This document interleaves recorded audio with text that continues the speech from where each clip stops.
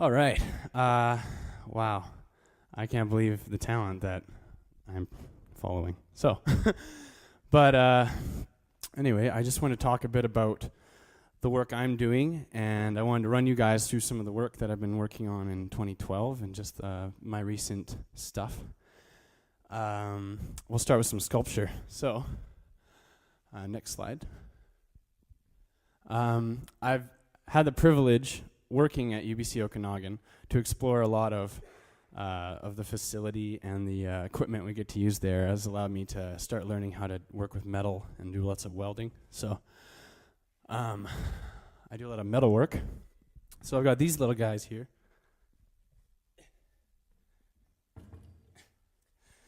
I wanted to start doing some work early this year. I wanted to start doing some explore some welding and some metal work. So thinking on topics of faith and social justice and things like that.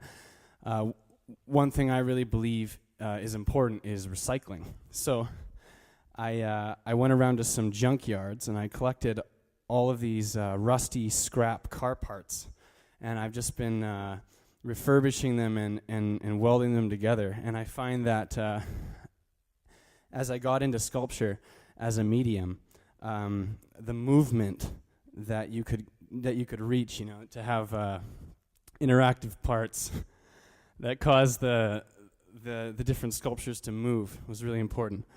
And so I love to have kinetic elements in my work, elements that excite and engage the viewer. And also, I love the look.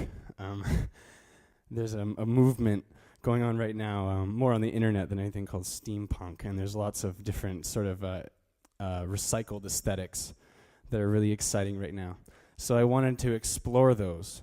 And with these two pieces, this is Roger. Graham named him. and this is Mercedes. It's got a nice Mercedes plate in the back there. And basically, I'll do next slide. Yeah, there we go. So when I had these up in the gallery at the university, the theme I was working with was social justice. And I wanted to take three-dimensional work and incorporate it into an environment where you had essentially robots, inanimate objects made from recycled metal, sort of placed in a situation that is primarily spiritual or emotional or psychological. And so here we have this one robot. He's drinking cutting fuel, and he's kind of a homeless guy in the corner, and he's got a sign that says cheap parts for oil. And so he's a bit of a character. And what I had is I had Roger here in the gallery turning back and trying to reach out towards this homeless robot. But the parent here was kind of, it grabs him by the hand and tugs him along, and is sort of caught up in the bustle of everyday biz. And I found that the reception I got from that particular show, or this particular show, was interesting because I wanted to provide an environment where people could view robots, or fake robots, or whatever they are, sculptures, humanoid sculptures, and put our own psychological, moral, spiritual dilemmas onto them to kind of remove that middle ground. Next slide. Next slide. And so that led me to my next sculpture series. And I decided I wanted to do sculpture that was interactive. Interactive in the sense that it's not just something that you go up to and you engage with physically, but something that engages you maybe by just the push of a button. So next slide. This is a piece I did for the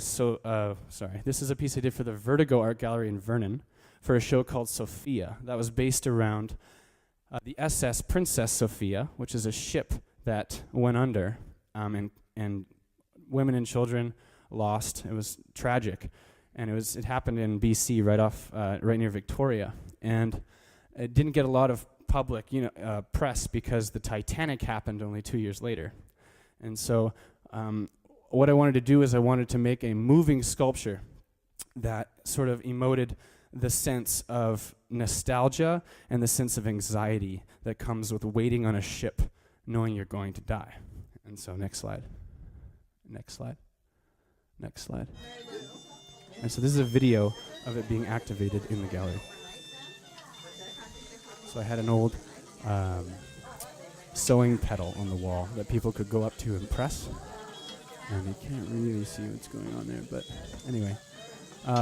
What I had was I'd made a guardrail, a ship guardrail, and you activate it, and this robotic hand with these burnt fingers starts moving at an uncomfortable pace. And that also sort of communicated that morbidity and maybe a bit of sympathy towards the people that were lost in that tragic accident. Next slide. Now this one is my latest kinetic work that to hopefully engage the viewer. It's called Withdrawal. And this is a piece, it's 2 cups of coffee sitting on a shelf in an art gallery. And as the camera pans around, it's basically there to seem like nothing more than a shelf with some coffee cups on it. But then the viewer has the opportunity to go up and press the button.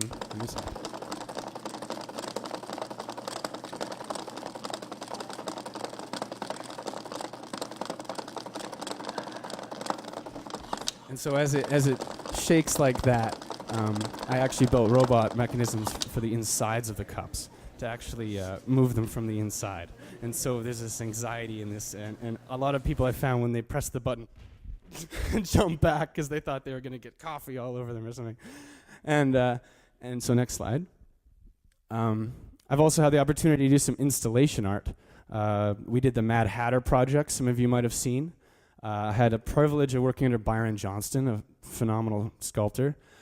And what we did was we made an Alice in Wonderland interactive installation work using the old motel on Highway 97 beside the rec center there. And I won't go into too much detail, but I've also had the privilege recently of working on a lot of public murals. One I got to do at the Mad Hatter, and there's a couple more that I'm working on with my girlfriend Liz DeMonte that are really awesome. So we're really excited to be doing that. And I also last year was able to do some installation art at the university. Next slide. So that's a shot of the tattered building that we painted, and the inside at the Mad Hatter we were able to gut and turn into a smoking caterpillar's lair from Alice in Wonderland. So you walk through this tunnel and it's all dirt, and there's mushrooms and psychedelia, and there's a talking caterpillar at the end.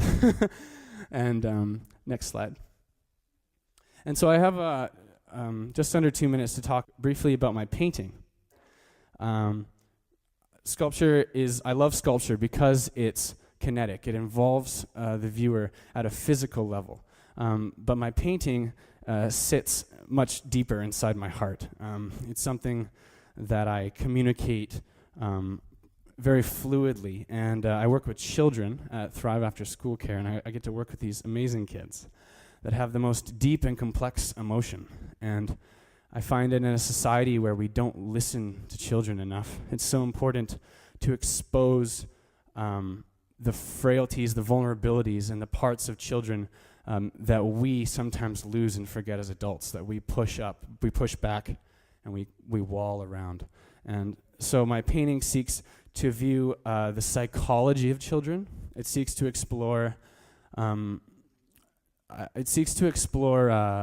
just that moment that a child has when, in a moment of pure bliss, in a moment of experience, something else is exposed, a darkness, a memory, a frailty that is always so out in the open and out and something that we as adults so often have a hard time expressing or exposing. Next slide.